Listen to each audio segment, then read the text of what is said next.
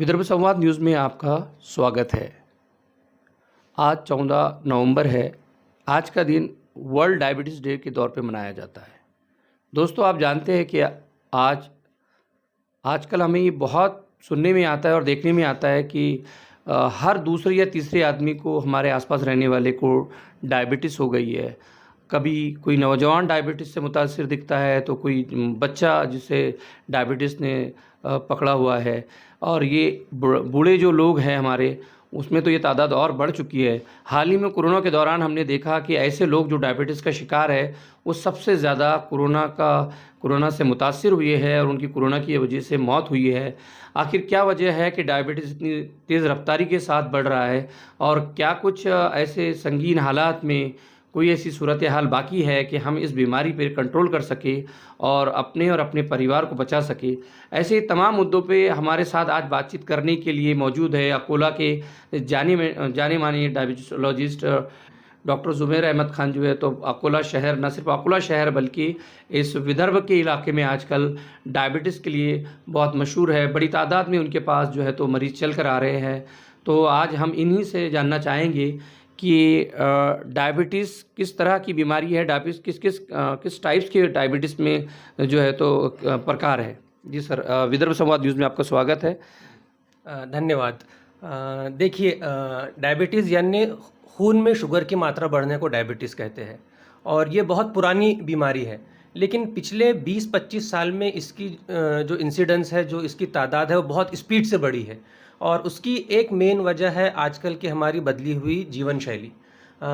पिछले 20 सालों में जो हमारे ज़िंदगी में चेंजेस आए हैं, जैसे कि हमारी शारीरिक गतिविधि बहुत कम हो गई है। इस दौर में जो है वो ज़हनी तनाव बहुत ज़्यादा हो चुका है, किसी भी चीज़ का, काम का और बिज़नेस का। तो इन चीज़ों की वजह से खान-पान में बदलाव आए हैं हमारे। आजकल हम जो है बहुत ऑयली फूड्स और जंक फूड्स का ज़माना है। बचपन से ही आजकल बच्चे जो है जंक फूड्स में खाने में आदत पड़ जाती है। इसी तरह जवानों में भी जो है ये चीज़ बढ़ रही है, और इन सब चीज़ों के कारण मोटापा बहुत तेज़ी से बढ़ रहा है। और मोटापा जो है ना, ये बहुत बड़ी वजह है डायबिटीज़ होने की। और यही कारण है कि पिछले कुछ सालों में डायबिटीज़ का ग्राफ बहुत तेज़ी से बढ़ा है, ना सिर्फ इंडिया में बल्कि पूरे दुनिया भर में। और तेज़ी से तो बढ़ा है, लेकिन एक और इसकी चिंता की बात है कि अब डायबिटीज़ जो है ना, उसके होने की एज भी कम हो गई है। आज से कुछ सालों पहले हम जब देखते थे तो डायबिटीज़ जनरली माना जाता था कि ये बुज़ुर्गों की बीमारी है। लेकिन अब ये देखने में आया है कि इवन 30 साल की उम्र में, 30s में, 40s में, और यहाँ तक कि आजकल बच्चों में भी टाइप 2 डायबिटीज़ मोटापे की वजह से जो है होने का जो इंसिडेंस है वो बहुत तेज़ी से बढ़ गया है।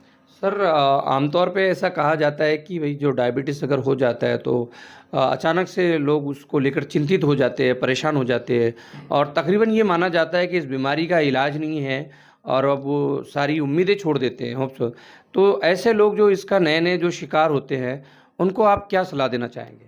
जी, बहुत वाजिब सवाल है कि जब भी किसी व्यक्ति को डायबिटीज़ पता चलती है पहले दिन, तो उस वक्त उसके दिमाग में बहुत ज़्यादा तनाव रहता है और वो बहुत ज़्यादा सोचने लगता है, क्योंकि उसको उसके बारे में जो है जानकारी नहीं होती है।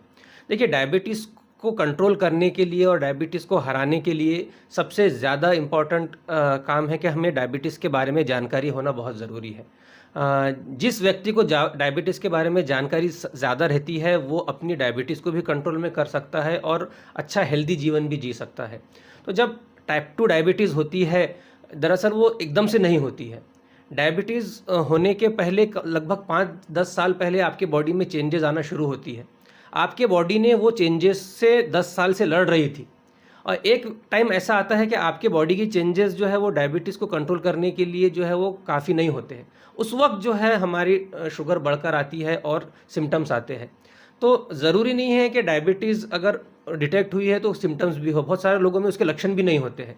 बिना लक्षण के भी बहुत सारे लोगों को डायबिटीज़ होती है। किसी और वजह से जब वो ब्लड टेस्ट करते हैं तो पता चलता है कि इनको डायबिटीज़ है। तो इसलिए हमें जो है वो डायबिटीज़ को बार-बार चेक करते रहना है। इवन जिन लोगों को डायबिटीज़ नहीं है, जिन लोगों के घर में डायबिटीज़ है, जिन लोगों को मोटापा है, उन लोगों को भी साल में एटलीस्ट एक बार अपना ब्लड शुगर चेक कराना बहुत ज़रूरी है। और अगर नॉर्मल आए तो भी आपको जो है ना अपनी जीवन शैली बदलना ज़रूरी है, आपको एक्सरसाइज करना ज़रूरी है, खाने पीने में जो है ना आपको जो कंट्रोल करना ज़रूरी है, हेल्दी डाइट लेना है और ज़हनी तनाव, स्ट्रेस, टेंशन को कम करना है। नींद सही तरीके से लेना बहुत ज़रूरी है। आज के दौर में मोबाइल फ़ोन, टीवी के दौर में जो है लोगों के रात में देर तक जागने की आदत बहुत बढ़ गई है। तो इसलिए भी जो है हमें जो है रात में जल्दी सोकर नींद को अच्छा लेने की बहुत ज़रूरी है, ताकि हम अपनी जीवन शैली में बदलाव ला सकें और डायबिटीज़ को रोक सकें।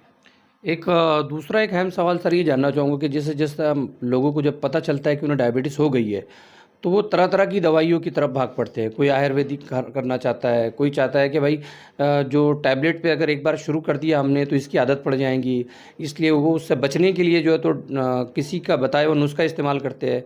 तो इस तरह के खुद से, मन से या किसी के बोलने से इस तरह की दवाइयों को इस्तेमाल शुरू कर देना, गोली से रुक जाना कहाँ तक के सही सच है और एक्सपर्ट की सलाह लेना कितना ज़रूरी है इसमें? देखिए, डायबिटीज़ के ट्रीटमेंट में 3 बेसिक पिलर है। पहला है संतुलित आहार लेना, दूसरा है एक्सरसाइज करना और तीसरे नंबर पर मेडिसिन्स आती है। अगर आप बहुत अच्छा संतुलित आहार लेते हैं, बहुत अच्छी एक्सरसाइज करते हैं, तो आपको दवाइयों की जो मात्रा है वो कम लगेंगी, है ना? बहुत सारे लोगों में एक्सरसाइज करने के बाद और आहार लेने के बाद में भी शुगर कंट्रोल में नहीं आती है, तो हम उन्हें मेडिसिन्स देते हैं। अब मेडिसिन्स के ये है कि आप जो भी दवा ले रहे हैं, आपको वो मेडिसिन्स जो है साइंटिफिकली प्रूवन होनी चाहिए। आप जो दवाई ले रहे हैं उससे आपको कोई नुकसान नहीं पहुंचना चाहिए, सबसे पहली बात है। तो आपको फ़ायदा हो ना हो लेकिन नुकसान नहीं पहुंचना चाहिए, ऐसी आपको दवाई लेनी चाहिए। तो ऐसी दवाइयाँ बिल्कुल नहीं लेनी चाहिए जो साइंटिफिकली प्रूवन नहीं है और हमें उसके बारे में जो है उसके इफ़ेक्ट्स भी नहीं पता और साइड इफ़ेक्ट्स भी नहीं पता।